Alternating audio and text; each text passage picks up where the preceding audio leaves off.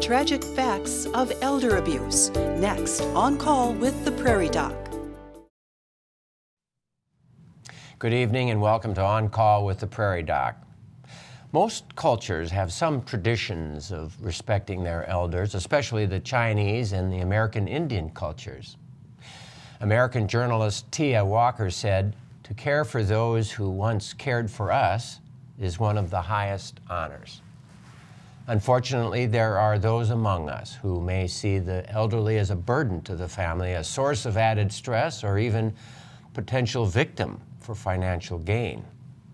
Sadly, whether by neglect, threats, physical violence, or a smooth-talking con artist, our elder population is in need of protection. Okay, let's take a look at this week's Prairie Doc quiz question. This week, we want you to think about the various kinds of elder abuse and how you would recognize them. The quiz question is, name 2 possible signs that would warn of some kind of abuse. There are unfortunately many to choose from. Viewers who call in the correct answer will be entered into a drawing to win a signed copy of our book, The Picture of Health.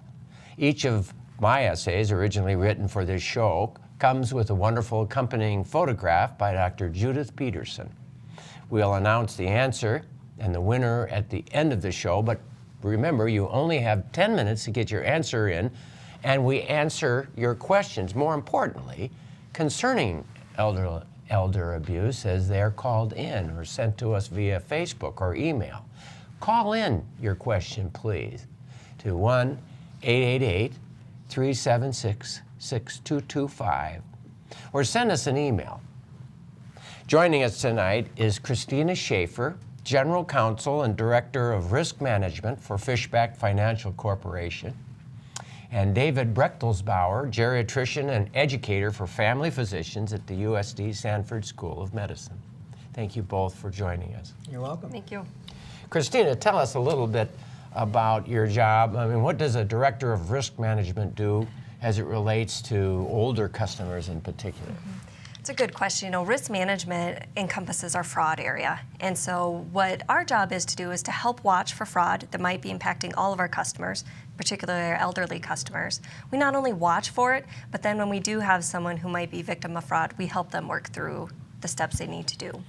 So, but that rarely happens, right? Or well, I wish that was the case. You know, unfortunately with cybercrime and just everything that's going on in today's society, fraud is an increasing problem for banks and for the general population, particularly our older population. But you would think that if they're using sneaky cyber world methods, we could do sneaky cyber world methods to find them and prosecute them and get them out of there.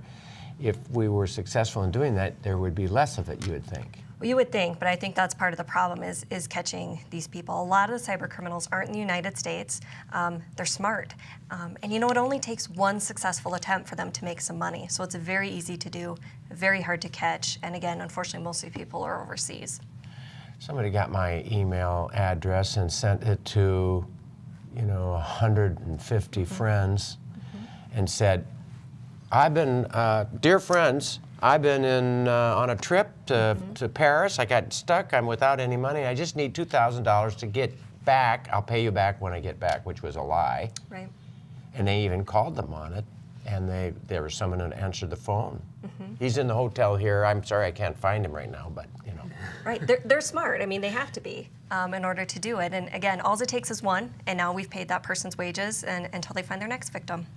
So it's terrible, and there are a lot out there. It is. And so you're going to help us learn. I mean, think about it. Are the elderly more prone to be hit by this kind of a criminal?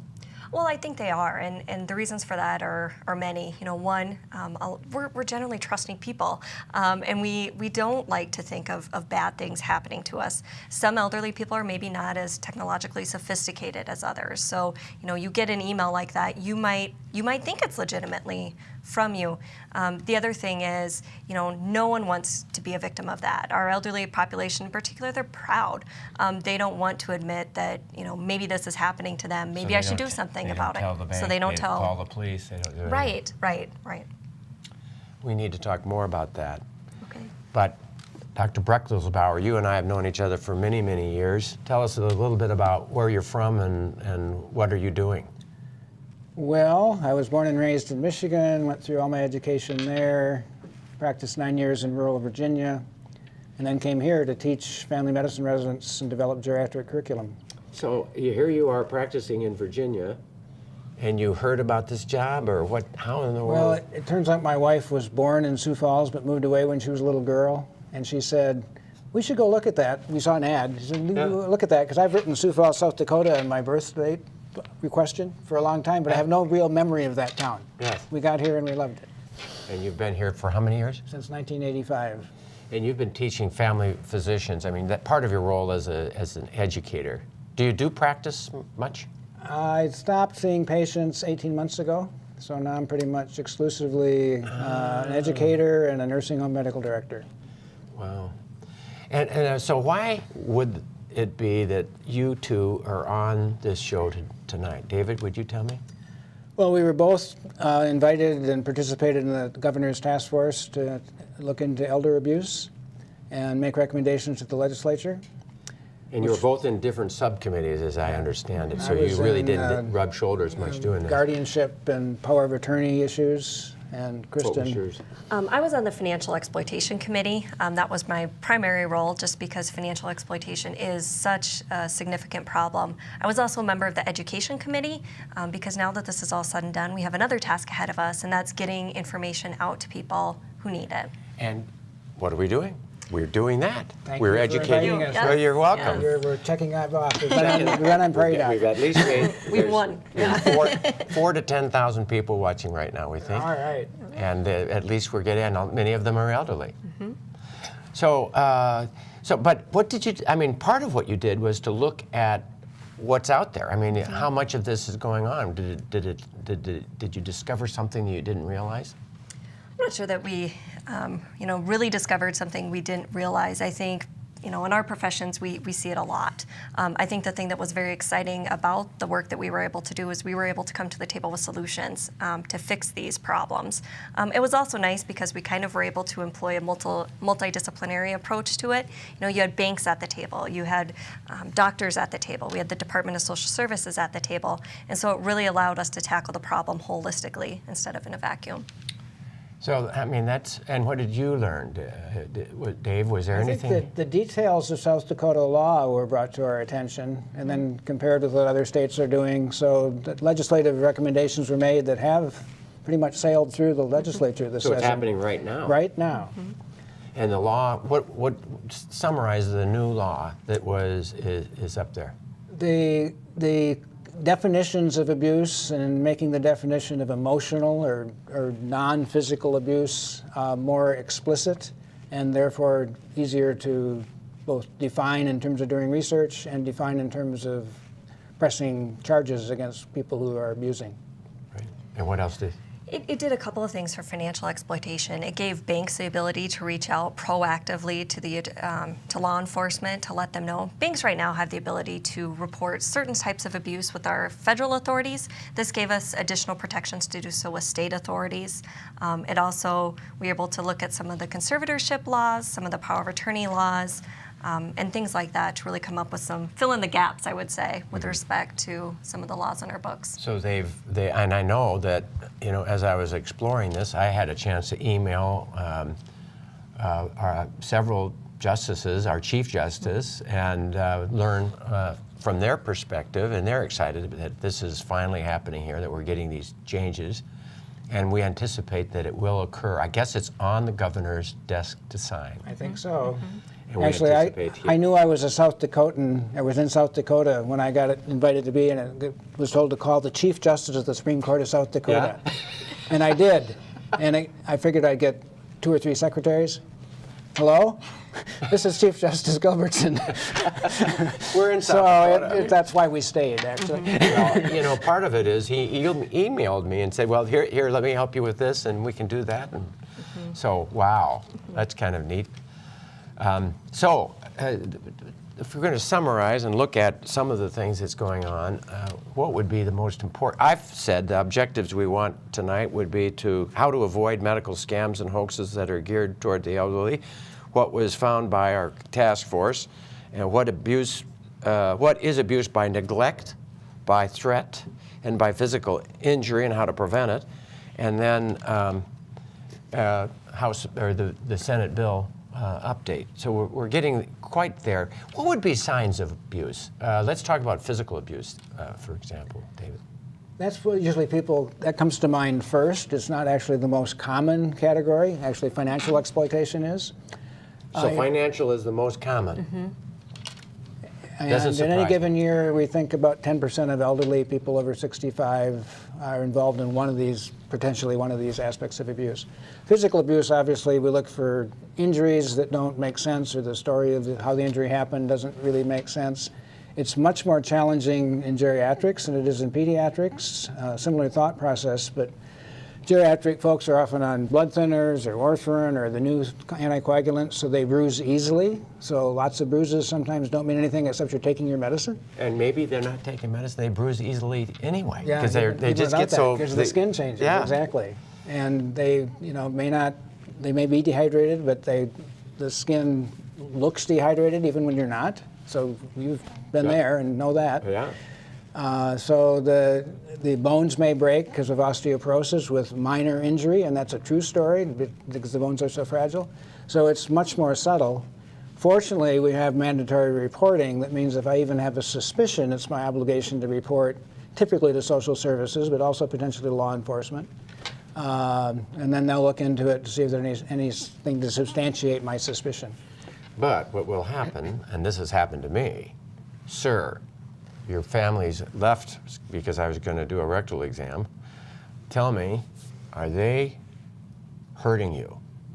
And you can see going in the brain of the person, if I say yes, I'm going to go to a nursing home. No, I'm fine, and they'll cover it up. That's a real deal. Yeah, it's a real deal.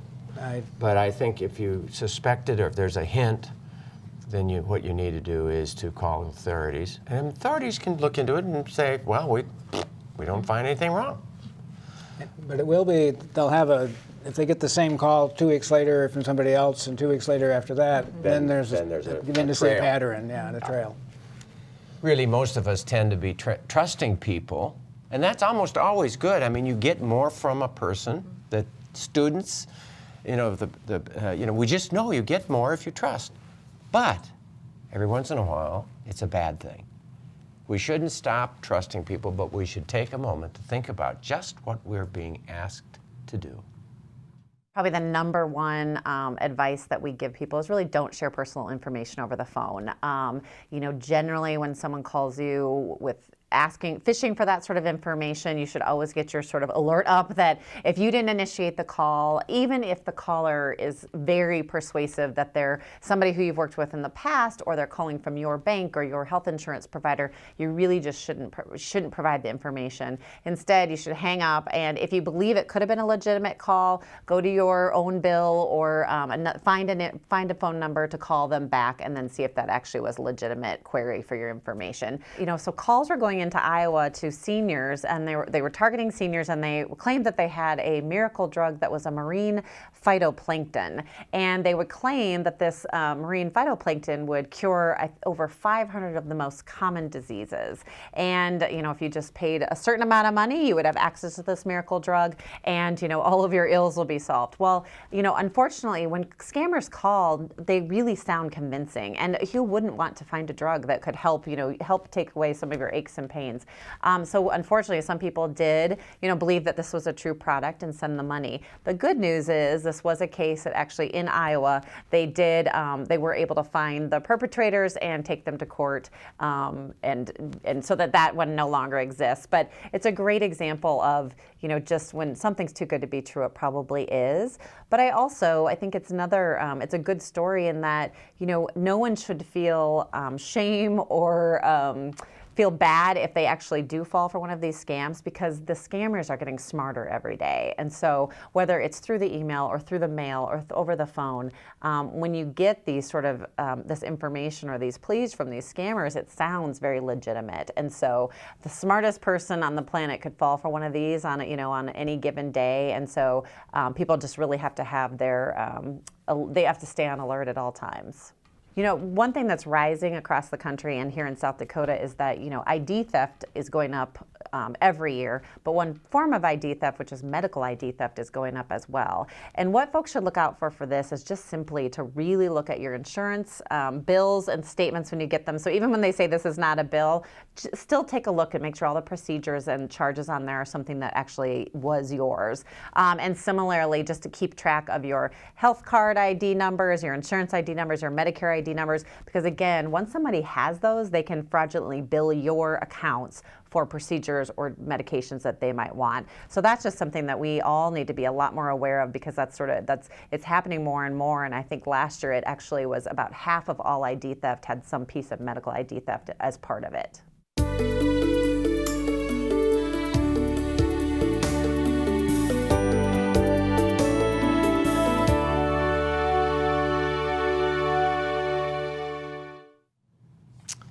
So quickly, any response to that unbelievable bit of information? People call and solicit all the time. I mean, sometimes they're good causes, but not always. No, I think you have to be really careful. I mean, she noted several things. Urgency, send money now is a telltale sign that you're being scammed. In addition, it should always be acceptable for you to say, is there a number I can call you back at, or where can I get more information? Can you mail something? If they're unwilling to listen to you and just keep pushing hard for a sales pitch, that's a good sign that it's a scam. I think maybe I have to call my son the detective before I call you back.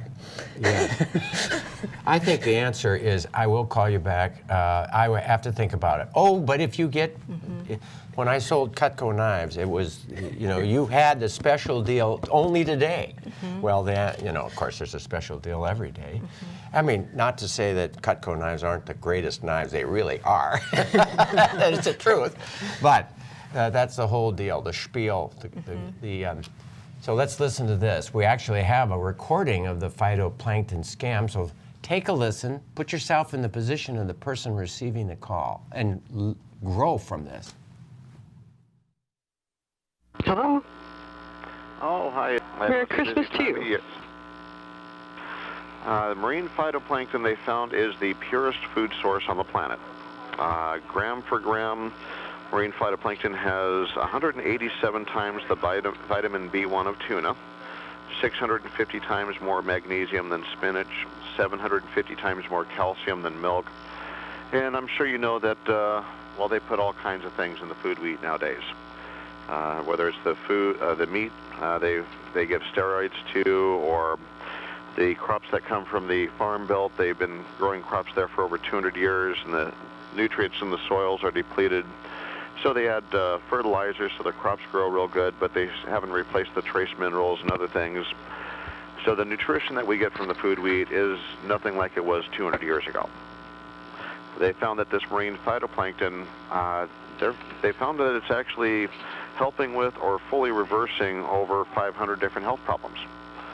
Things like arthritis, diabetes, high blood pressure, high cholesterol, fibromyalgia, sleep disorders, even cancer. We're not supposed to say cure for cancer, but my wife is a survivor definitely because of the marine phytoplankton. I believe that 100%.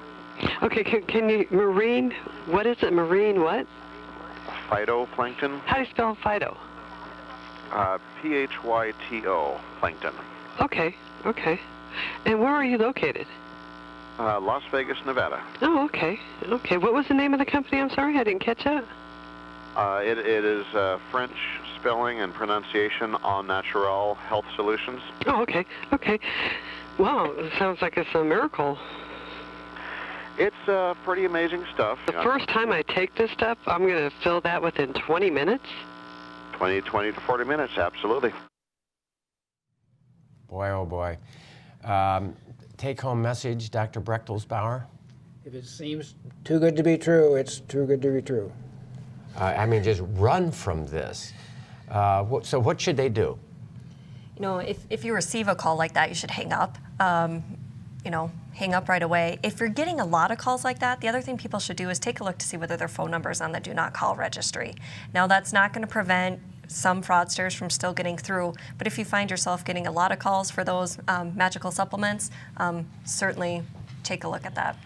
I think that people are invading our privacy. You should get a little angry. I mean, I never suggest that we are ever discourteous to people, but just gentle hang up. A gentle hang up is an appropriate thing. Well, we've got questions that we should jump into. Okay? We have someone, a 60-year-old woman from Beersford wants to know who she should call if she's concerned about abuse of an elder neighbor.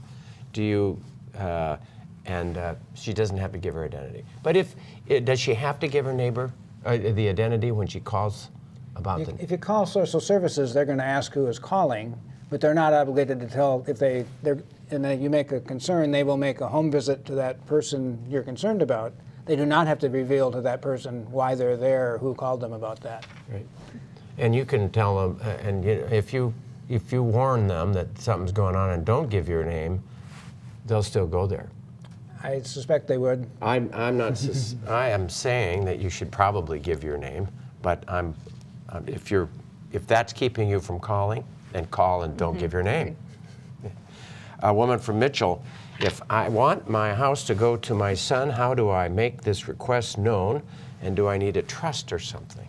You know, a trust is one common estate planning tool that's available to a lot of people. It's not necessarily a one-size-fits-all approach, though. So what I would recommend this woman from Mitchell do is find a good estate planning attorney in Mitchell and just ask, say, this is my desire, this is my plan, what do I need to do to make that happen?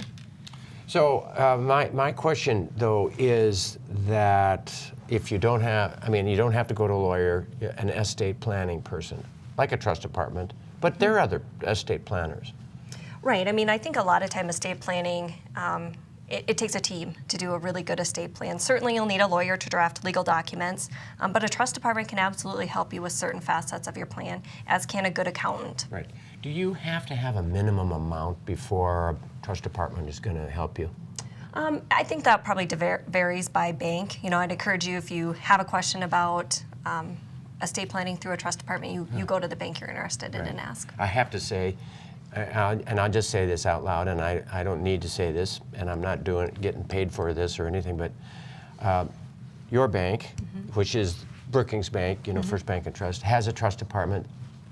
They're just wonderful. It's so good to have, and they help us with our investment. But when my mother was losing her capacity, we put the responsibility of all the bills to be paid by the trust department. And then when my wife's parents were losing their ability, they took care of the bills, lined up everything. And it was a remarkably small amount, I thought, for a wonderful service. And I know the bookkeeping and the CPA services, the businesses that do that kind of accounting thing, they can do it as well. So, when there's a time when you're at the point where you're having trouble with the bills, just pay somebody a small amount. They'll be happy to keep your finances in order, and then you don't end up with problems. Yeah, a trust department is a remarkable opportunity for people. It's a really good tool. Encourage people to check that option out.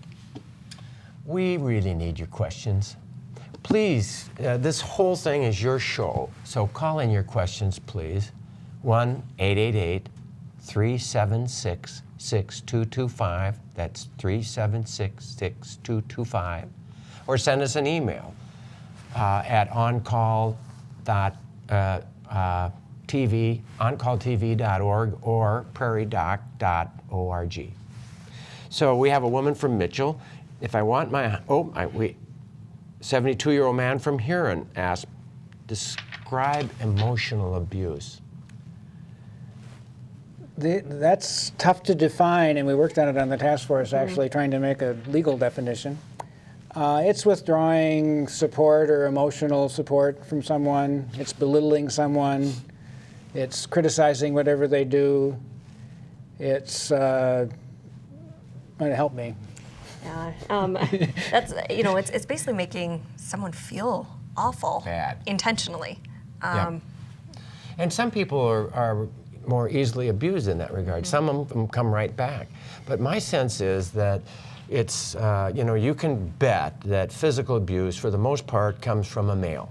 It just does. Not always, but most of the time comes from a male. Emotional abuse comes equally from both sides. And it's, if you find that that's happening to you, you can call for help. I would say talk to your doctor. And that would be one place. You don't have to go to the police or anything like that, but if you're feeling really bummed out by what's happening, talk to your doctor. I know personal experience isn't science, but most caregivers are female. And most caregivers at times get stressed enough to break down in a moment of stress and strike out. So there's a number of times I've been involved in a situation where it's been the daughter or daughter-in-law Who's caring for that or elderly the female person. spouse taking care of the husband that just, not really aiming, but causing harm with a swing of the arm or a slap of the face. Or emotional abuse. You can't blame somebody who is burdened. So you're raising your 3 kids and they're not, ready for breakfast, and your husband is leaning you on doing all that, and you've got an extra job because you've got to help support the family, and his mother is staying with you, and you're responsible for her, and she's losing her memory, and she's a burden. No wonder you have to have empathy for the people who are carrying the burden of caring for a family member, and sometimes if it's more than you think you can emotionally take, I think, wouldn't you agree? Time to go somewhere else. Get the assisted living, let the other family members take their turn, something else. Well, Ask for help. Another issue or another opportunity in many of our communities is adult daycare. The kids go to school in the day, everybody goes to work, grandma or grandpa go to daycare, which many of them perceive as going to school or work, get dropped off in the morning, there's programming going on, there's staff there to share the burden. Lunch is usually served, and then afternoon programs.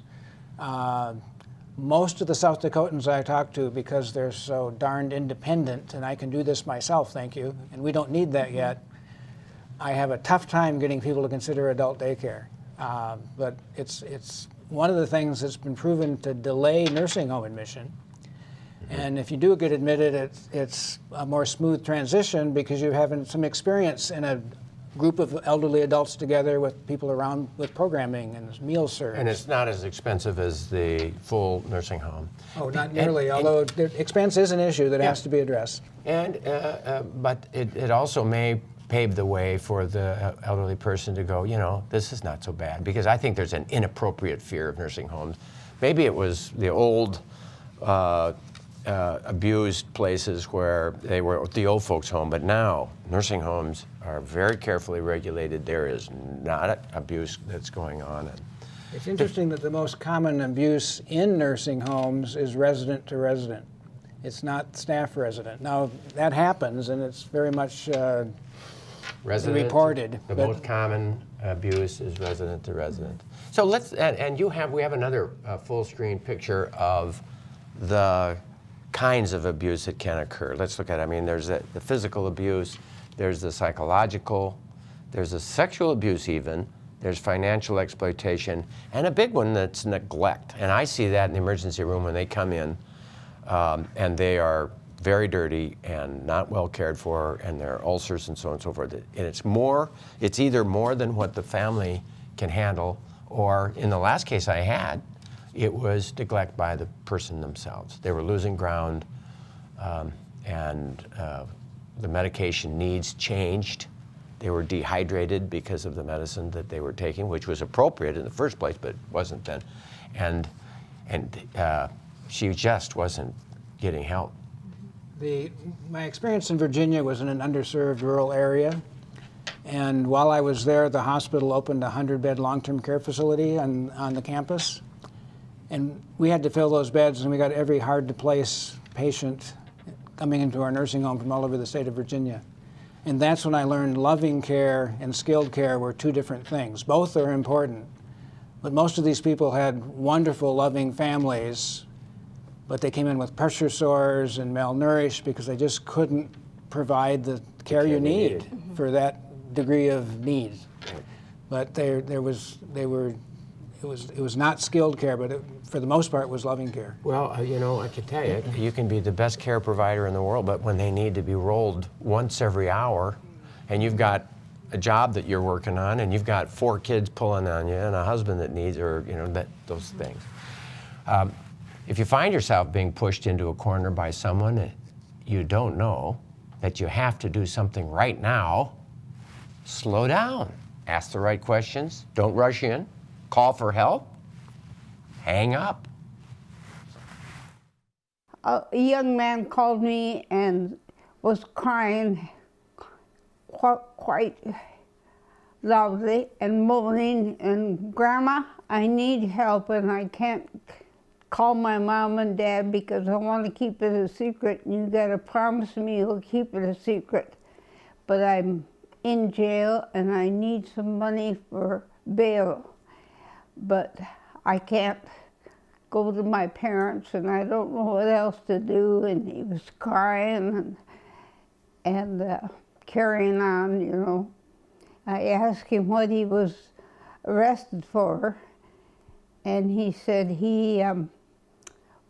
somebody had stopped him, an officer, for having marijuana in his car, and he was not the driver, or the car was not his. And of course, he said the marijuana wasn't either.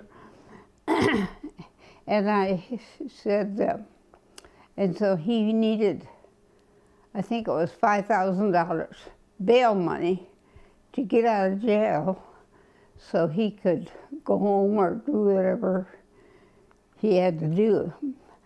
And all this time he was carrying on and crying and how terrible it was, and he didn't know where to go or what to do.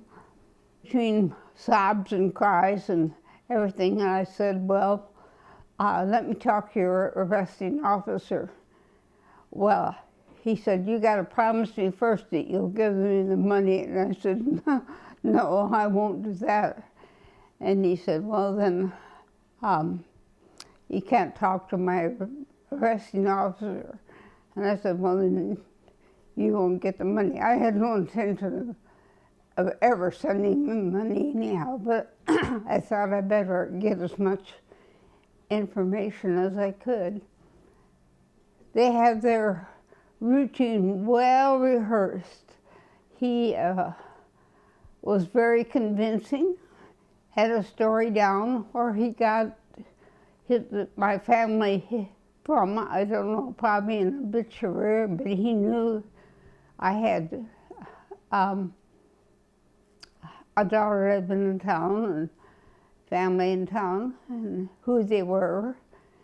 I'm 90 years old, and when I was growing up, working and growing up, security in our homes was very poor. We never locked our doors, and we were sure that nobody was going to steal from us or come at us with such scams as what's going on today. So it's a kind of a change for us older people to go from a culture like that into one where we must have high security.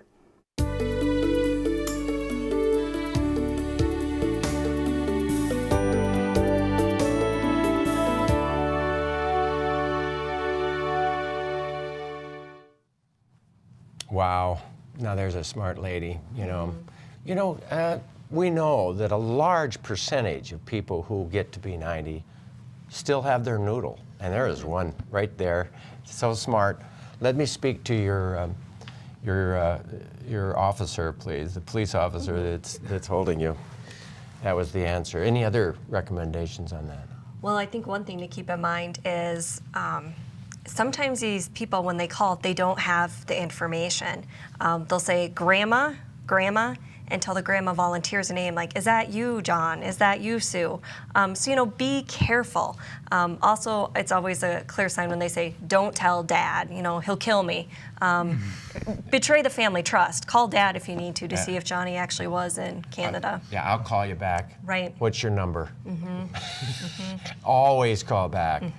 Somebody calls and says, I need your credit card, and you're convinced and you want to give them the credit card. Do you ever give the credit card number? No. You never give the Social Security number. No. I remember somebody called, and of course it was it's a thing I believe in, and I was going to give them the credit card. I gave them the credit card number, and they said, "What's that number on the back?" And I said, "You called me, didn't you? What am I doing giving you a credit card number?" "No, I won't give you the number on the back." Okay, all right, we're good. So let's go to some questions.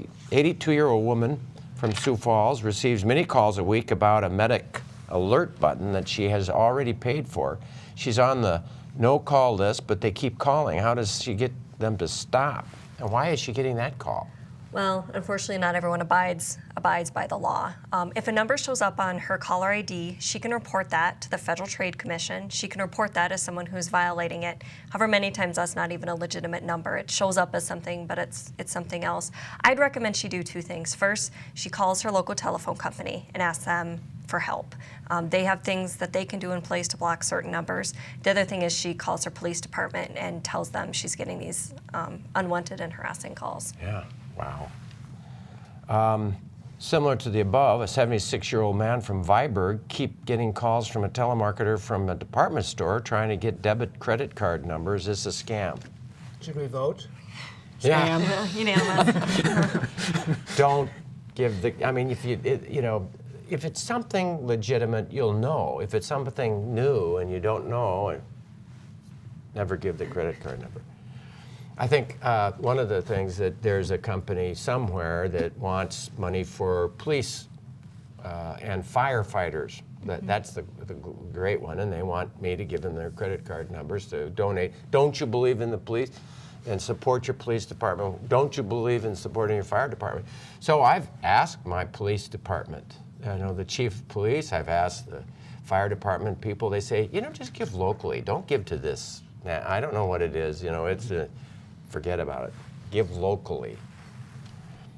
I've got one comment from a woman from Webster. Just wanted to encourage everyone to call social services if you suspect something. Years ago, there was rumors of neighbor abuse on the block. Upon paying closer attention, I suspected a child was molested by her stepfather. I called social services, and sure enough, that child was getting sexually abused by her stepfather. Even if it's just a suspicion, make the call because it can change someone's life. Good job. Do that. Take the phone up, pick the phone up and make those calls. That's wonderful. Two questions coming. 76-year-old, any comment, by the way, about the sexual abuse deal?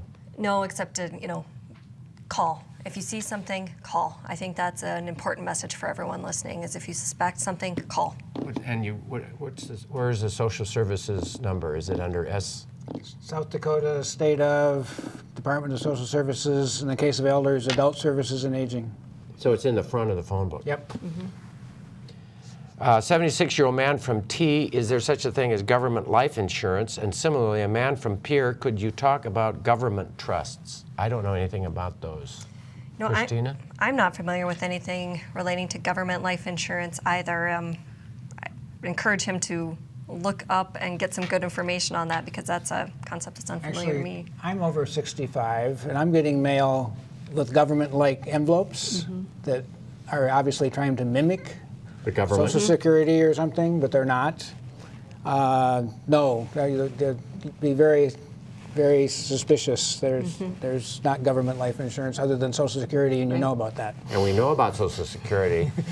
It's a company that's calling themselves the government. 68-year-old man from Sioux Falls, comment on ombudsman function within the nursing homes and how it works. You know about the ombudsman? Yeah, I mean, Dr. Holm. Ombudsman meaning good guy. Yeah. Dr. Holm talked about the many nursing home regulations that, particularly since 1987, and part of that was the ombudsman program. This is a employee of the Department of Social Services whose job is to handle complaints by patients themselves or residents themselves in nursing homes or their family members, and be a mediator on whatever the issue is. A disinterested but very skilled third party that knows the rules, knows how to bring people together if it's possible to get them together, and if other avenues have to be taken to pursue that. There was somebody in the nursing home, an employee of the nursing home, who was getting her college paid for by one of the very elderly and on the border of compromised, and the ombudsman were called and protected the person. Woman from Sioux Falls, what are the benefits of having a trust over a will? Well, that's a good question. A trust avoids probate. A trust is an estate planning mechanism. It allows you to set up your property and control its distribution in various forms. Trusts are, there's no good one-size-fits-all answer to this, but that would be one advantage of it. If you have questions about whether a trust or a will is a good option for you, you should really talk to an attorney or a trust department. But probate is, you've got to pay who? The government or the lawyer or what? Taxes, is a big thing for probate. Again, estate planning is complicated. There's no one size fits all answer. You really need to work with a team of trusted professionals to find an estate plan that's right for you. What do you have to say about doctors who may not respect your wishes because they think you are not competent? Dr. Brechtelsbauer. All right. What is competence, by the way? I mean, what is, some would say, better, competence is a decision by the judge. Capacity is the decision by the doctor, but there's some laws that talk about doctors deciding competence. So the question I would have is, how do you know competence first? If it's a question in my mind, we can do some simple cognitive tests in the office. If it's not clear after that, to do formal neuropsych testing, which is a much more intense experience as far as testing. I kind of like to put it down to if they can learn a new thing. You give them 3 things to remember, and if they can remember 3 things, and then they still can remember 3 things, that's probably the best overall measure. And function. That's the Tupperware in the oven syndrome. But that said, if your doctor's not trusting you, you could change doctors. That's what I would say. That's an important issue. You need to trust your doctor, and if you're suspecting that there's a problem, might be that you're competent. Or if you go to another doctor and the same thing happens, maybe you're losing it and just don't have insight into that. That's right. And that can happen too. Yeah. And at this point, you need to start making sure that you've got your trust department all set up and the money laid out, and so that people aren't going to be taking advantage of it. 79-year-old man from Brandon, he has 2 daughters in Sioux Falls and has macular degeneration, so he can't drive anymore, but he has a car. His daughter, without asking or telling him, is using his car for her daily needs. Is this abuse, and how can he stop it? Well, it's certainly exploitation. It is, isn't it? If he's not giving her permission to use that car and she's doing so without his permission and he doesn't want her to do so, I think the easiest way is to take away the keys. Take away the keys. Keep them someplace. And he needs it. I mean, part of it is, she doesn't know he's offended by this. Maybe she just feels like it's part of the deal. The answer is, don't do it anymore, and I'm taking the keys. Here's the keys, and if she continues to drive it because she made a key, pick up the phone and call the police or someone. A woman asks, if you live alone with no family, is there someone that can check on you? I mean, the point I'm making in that one is, and we're all making, is we all have our right to self-direction until we lose it. We have autonomy. We should have that respected. And you need to exercise your autonomy right up to the point where you no longer have the capacity. Woman who asks, be strong. A woman asks, if you live alone with no family, is there someone that can check on you regularly? Is it a form of abuse to deny more than 1 bath a week in a nursing home? David. The regulation says you must have at least 1 bath a week in a nursing home. Many nursing homes are able to provide more than that, but there is a everyday baths are unlikely given the amount of baths that have to be given every day in the nursing home. Now, is there a way for you to be checked regularly? There are people in the nursing profession. Our hospital, for example, will check on people if they are requested to. There's some of the larger churches have check lines that you can call in the morning, or they will call and make sure you're doing okay. A friend, some of the senior centers, just a friend. a family Yep. member. I think if you set it up where you can find somebody. Don't be embarrassed to ask for a little help from friends, neighbors, churches. Woman from Vermilion, what does a revocable trust mean? We've got a minute. Sure, that's an estate planning mechanism that basically allows a person putting their property into trust to make changes to the trust. So it's revocable. You can change it. That's probably the easiest. Revocable meaning changeable. Changeable. Some people instead set up irrevocable trust, which means this You is the can't way it's change going to be. It's probably the 30-second version of that. Again, if you have a question about which one's right, though, contact a trusted estate planning professional.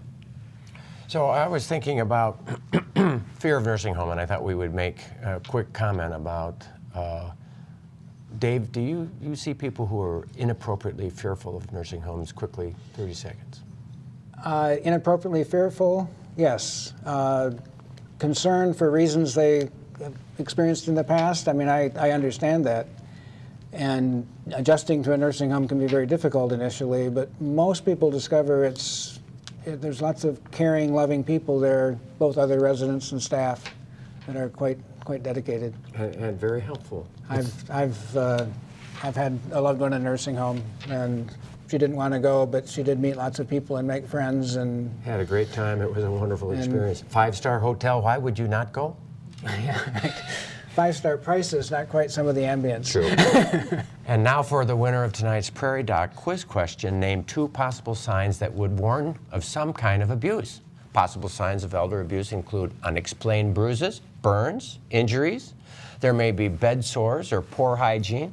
The person may become withdrawn, agitated, or depressed.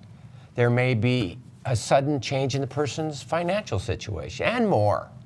It was Karen DeBoer of Sioux Center, Iowa, who answered the question correctly. Thank you, Karen, for participating, and a book will be in the mail to you soon. So any comments about that quiz question? There's all sorts of things that would make one suspicious, and that list was not complete, although it was a good list. The oddest example of abuse that you've seen? I think of a child abuse that I've taken care of, and I think of the lack of care that was provided, but it was the patient's fault. I mean, they isolate themselves sometimes. They don't want to go to the nursing home, so they're not even.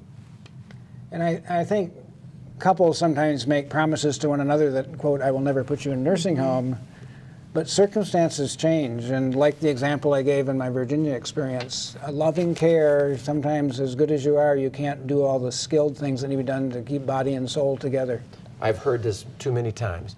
I promised him I'd never put him in a nursing home, and now they're dragging him through other things, and the point is, forget about that. Don't ever promise that. So sometimes you need it. Well, we'll be right back after this. Most people take talking on the phone for granted, but not the thousands of South Dakotans who are deaf, hard of hearing, or speech impaired. That's why there's the Telecommunication Equipment Distribution. TED matches people in need with the right specialized phone equipment, and it doesn't cost a thing. To see if you're eligible, visit RelaySD.com. TED Relay South Dakota, connecting all of us. Caring for the elderly my whole clinical life has been an honor and a pleasure, but some experiences have been heartbreaking. Elder abuse is one of the saddest and can come in the form of physical harm and neglect, emotional cruelty, or financial exploitation. A couple of years ago, a frail, confused elderly person arrived in the emergency room with a fracture, bruises, sores, and was quite unclean. His family described that the patient had fallen multiple times recently, and I could see his needs were overwhelming his care providers. If there hadn't been physical abuse, there was at least neglect. After surgery and hospital care, we were able to send the patient to a nursing home. We all need to be aware when there might be possible physical abuse and call for help when we see it. Another case was one of emotional abuse, with blaming, shouting, and anger put upon an incapacitated elder. It was by a visiting emotionally ill family member who had arrived from afar and was unloading his own emotional baggage upon the frail and defenseless parent. The patient had been admitted for a medical issue, and the nurses were the first to recognize the abuse. Police were notified, and the visitor was banished from visiting the patient in the hospital, and even when the patient went home. Financial abuse was evident in another case when a son called and said his 80-plus-year-old mother and her new boyfriend had recently been going to the bank and removing large sums from the mother's savings account. The son believed his mother was losing it, had been spending thousands of dollars for herbal and supplemental cures for memory problems, had unpaid bills everywhere, and now was being manipulated by an opportunist. He asked me how to protect his mom's money. I saw the patient in the office. Obviously, the mother was demented and incapacitated. A judge confirmed her incompetence and determined the son as the power of attorney. Problems could have been avoided had the son been more watchful, had the mother made financial advanced planning, and had a bank's trust department or bookkeeping business been asked to pay bills. None of us are safe from abuse. When people become frail or lose their mental capacity, then bad people can take advantage of them. Elder abuse can come in the form of physical harm and neglect, emotional cruelty, or financial exploitation, and is more common than you would expect. Be aware and take precautions.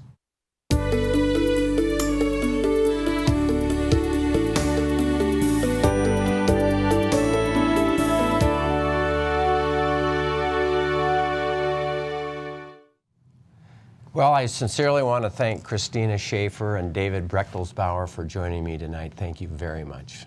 Appreciate it.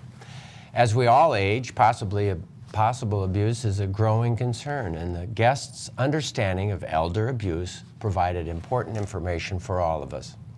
Now on to our flu season update. We're still doing better than we were last year at this time when we had such a large peak early in the season, but you can see there is a spike beginning this week. Let's hope the peak is small this year, but we have months yet to go. If you sneeze or cough, cover it. If you're sick, stay home, don't spread it. A programming note, this will be our last on-call with the Prairie Doc until March 24th. For the next 2 weeks, our friends at South Dakota Public Broadcasting will be airing the South Dakota High School basketball playoffs. Please tune in and cheer for your teams. Go Bobcats and Bulldogs. That does it for tonight. From all of us here at On Call with the Prairie Doc, until next time, stay healthy out there, people.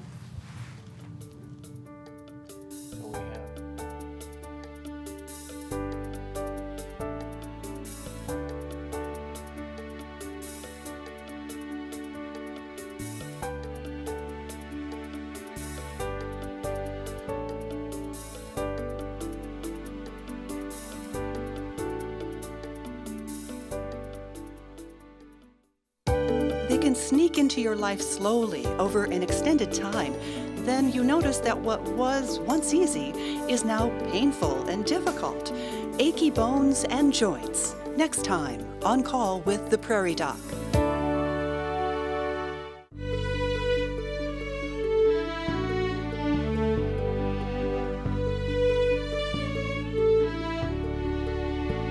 Funding for On Call with the Prairie Doc is provided in part by